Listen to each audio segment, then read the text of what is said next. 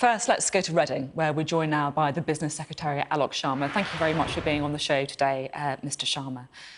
Now, the UK has reported the highest daily death toll of any European country, 980 people on Friday. Yesterday, the figure was 917. This is just the people dying in hospital as well. Why are people dying at a faster rate in the UK than in any other country in Europe? Well, Sophie, right from the start of this whole situation, we've always been very clear that we will follow the scientific and medical advice that is put to us by our advisors, and we have taken the right steps at the right time in moving forward. We've also put forward a very clear plan in terms of how we address issues in relation to testing, in relation to getting more PPE into the system, and we will continue to work night and day to make sure that happens. From my perspective as Business Secretary, of course, we're also doing everything we can to support businesses, to support jobs, to make sure we support people's livelihoods, and that's absolutely right and proper. And if you look at the full range of what we put in place for businesses, it is pretty unprecedented, even by international standards. I'm keen to talk about some of that support for business later in the interview, but I just want to pick up on you saying that we took the right steps at the right time, because some people will be looking at those death numbers and wondering if that's true. On the 3rd of March, the Prime Minister visited a hospital treating coronavirus patients, where he said that he'd shook hands with people. On the 13th of March, tens of thousands of people went to the Cheltenham Horse Racing Festival. Now, by this time, the daily death toll in Italy was 200. We could see what was happening. We could see it was rising. So why didn't we take action sooner? Well, as I said, look, we have followed, Sophie, the scientific and medical advice, and we will continue to do that. There is a debate at the moment, I know, that's taking place around when the current measures that we put in place for people to stay at home will come to an end. And we've been very clear on this, is that we are led by the scientific advice. The scientific advisory group, which advises the government, is meeting next week, and they will look at the evidence that's in place. And of course, we need to wait until we are past the peak. And as the Chief Medical Officer has said, we don't know when that will be. So we're going to be led all the way throughout this process by the medical advice, the health advice that we're getting. And I think that's right and appropriate. And I think your viewers watching this will agree with that. You say you've always been led by the scientific advice, but did the scientific advice get it wrong at the beginning? Because on the 13th of March, the day that 70,000 people went to the Cheltenham Festival, Sir Patrick Vallance, the government's chief scientific advisor, said in an interview, "Our aim is to try and reduce the peak, not suppress it completely, because the vast majority of people get a mild illness to build up some kind of herd immunity." So will you admit that the original strategy changed, and as a result, lives may have been lost? Well, look, I am extremely sorry for the loss of any life that's taken place through this global pandemic. And of course, that's right. And my thoughts are very much with the families and loved ones of all those who've lost their lives. The key thing now is to make sure that people follow the guidance, they stay at home, we protect the NHS, and ultimately this is about saving lives. So we are following the scientific and health advice that we're getting. And I think did that advice change? Well, as the situation has evolved, obviously, we have looked to see what the advice is, and we have acted on it. I am not. So did that advice change? Sophie, I am not a medical or scientific expert in these areas, and that is why we have advisors to give us that advice. That is why we have SAGE, and that is why we follow what it is that they are telling us to do. I accept that you say that you're following the advice from the experts, but did that advice change? Well, clearly, what we have seen is that in the past few weeks, we have asked people to observe the guidelines, to stay at home, except for a number of exceptions, and that is about saving lives, and it's also about making sure that we flatten the peak. We can have a discussion around the timeline on all of this, but I think the reality right now, what people want to see is that the government is acting on the medical advice.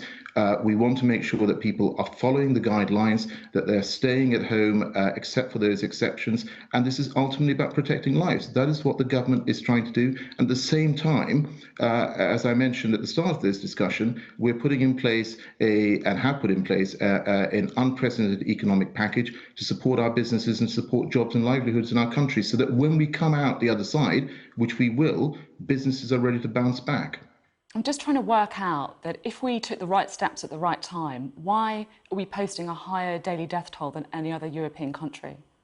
Well, different countries are at different cycles in terms of where they are in terms of the spread of this pandemic. And what is appropriate right now is that people follow the advice and the guidelines that have been set out. And I think particularly we've got another 2 days to run of this bank holiday weekend. The weather is very nice, but actually we need to make sure that people observe the guidelines. And I'm very pleased to say the vast majority of the public is indeed doing that, and they are staying at home, except for those a few exceptions that we've set out.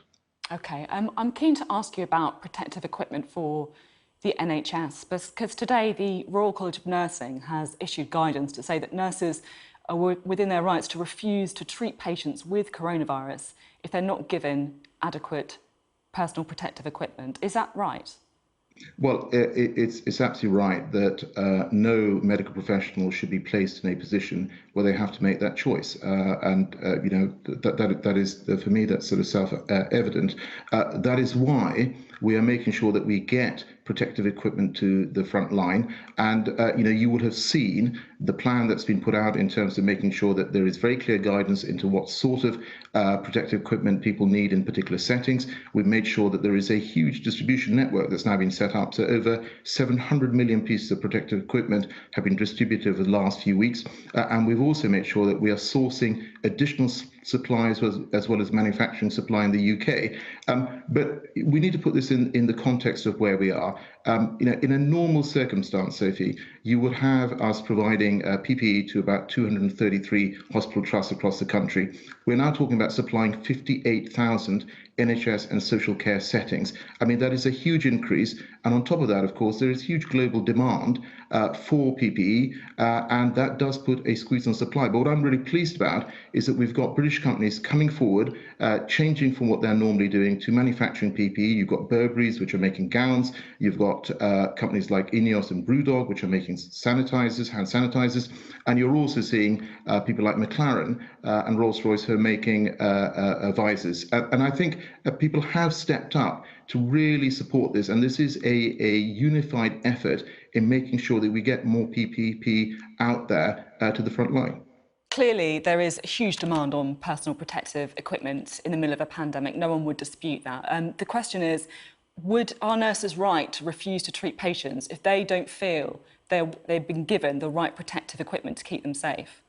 Look, they shouldn't be placed in that position, and that is, of course, it is the job of government to make sure that they are not finding themselves in that position, and that is why we have a programme of making sure that distribution is taking place across the country. As you will have heard, we are setting up a portal over the next couple of weeks, so healthcare settings can actually directly input what they require, and we can see in real time what the demand is and then make sure that we get the supply out there. There's a 24/7 hotline for people in an NHS or social care setting to call so that they can get access to PPE. But of course, they should not be placed in that position. And I completely accept that it is up to the government to make sure that we fix this.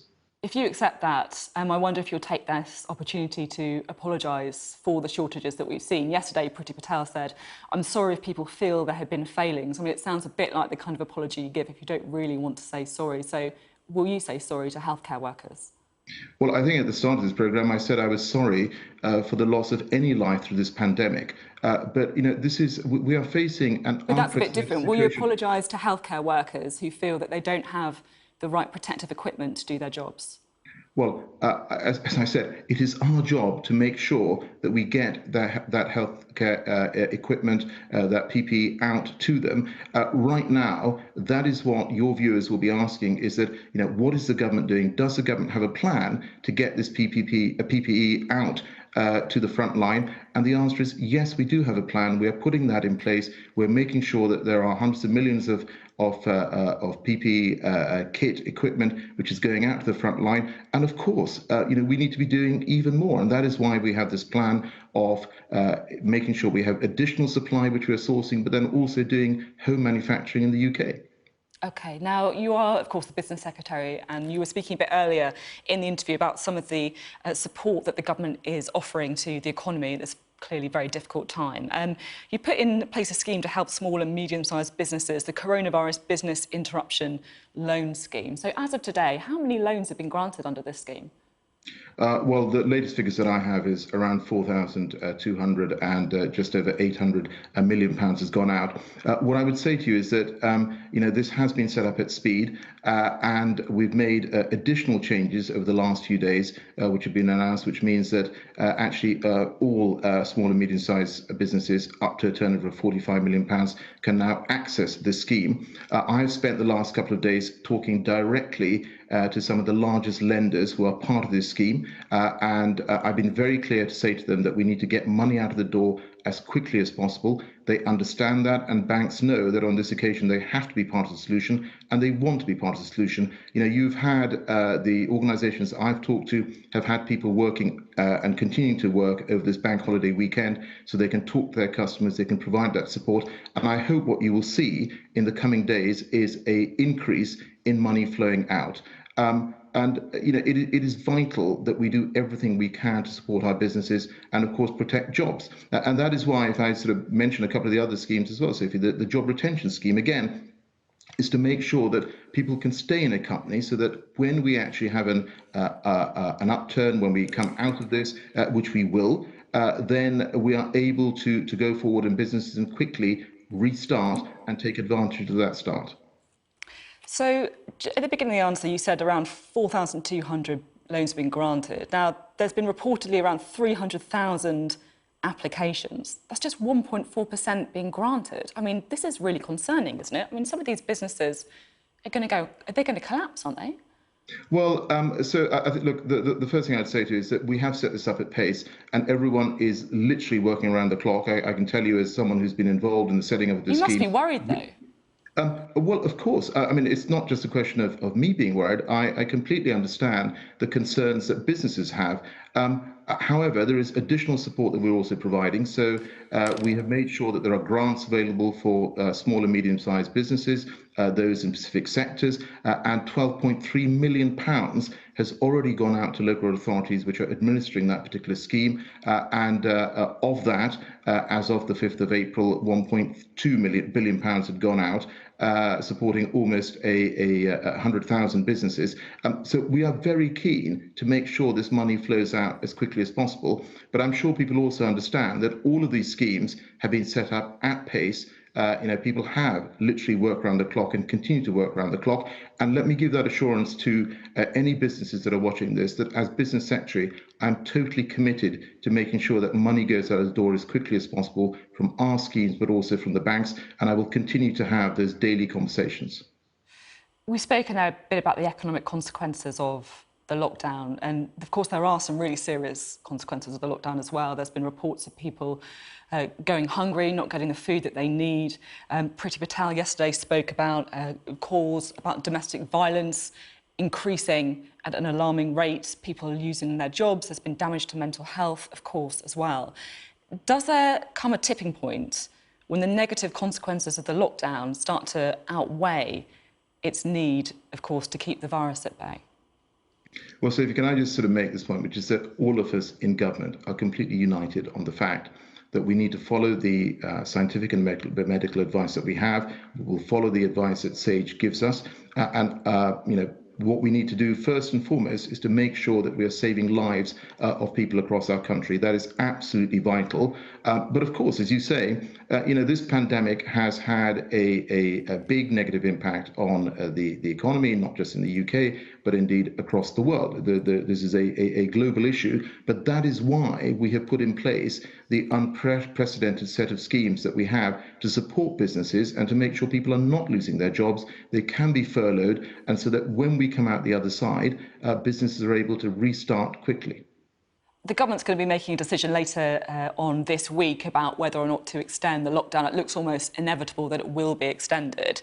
There's been speculation in the newspapers this morning and throughout the last couple of days that it could be until May when we start seeing those restrictions being eased. Is that about right? Well, I'm not going to enter into a discussion, and you'll forgive me for that, Sophie, because I think what's important here is that we let SAGE do their work, to look at the evidence, and then to come and tell us in government, what direction we should be going with this. Could As it I be said, tightened then, if you're looking at the direction we should be going? Could the lockdown be tightened further? well, again, I'm not going to sort of speculate on any of this. I don't think that's actually particularly helpful at this stage. What is important is the clarity of the message, which is that right now people should observe the guidelines, they should stay home, they should protect the NHS, and this is ultimately about saving lives. If there is further evidence that comes forward from SAGE, we will of course consider that. But up until that point, the guidelines will stay in place. OK, and just finally, do you have any update on the health of the Prime Minister? Well, I mean, I've really pleased that, of course, he is out of ICU. I understand that he is in very good spirits. He's walking about a bit. But what is really important, I think, is that he has the rest. We all wish him the very best, and we want him to get back, fully fit.